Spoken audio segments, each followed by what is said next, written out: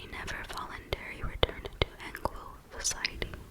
Indian agent Robert S. Neighbors learned, probably in 1848, that she was among the Denwa Comanches. He was told by other Comanches that only force would induce her captors to release her.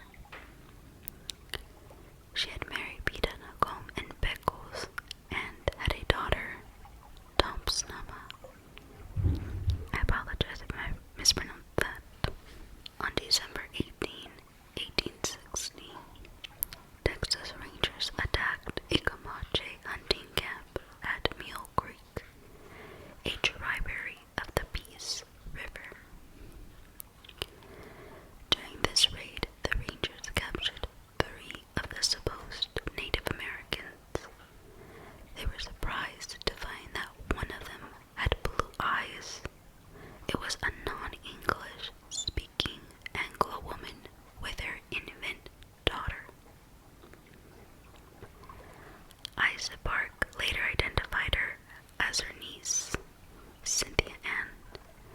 Cynthia accompanied her uncle to Birdville on the condition that military entrepreneur Horace P. Jones would send along her sons if they were found.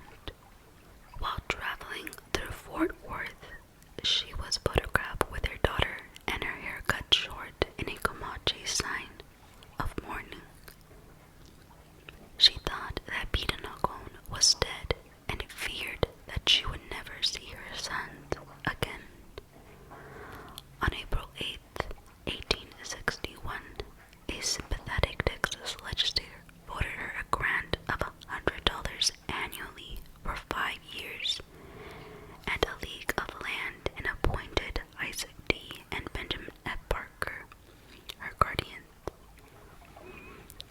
But she never reconciled to live in an Anglo society and made several flea attempts. After 3 months at Birdville, her brother Silas took her to Van Sant County home.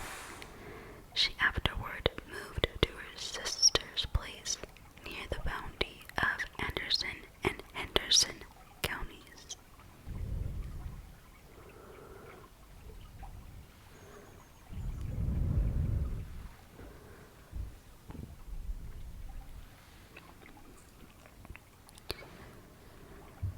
Prairie Flower died of pneumonia in 1860.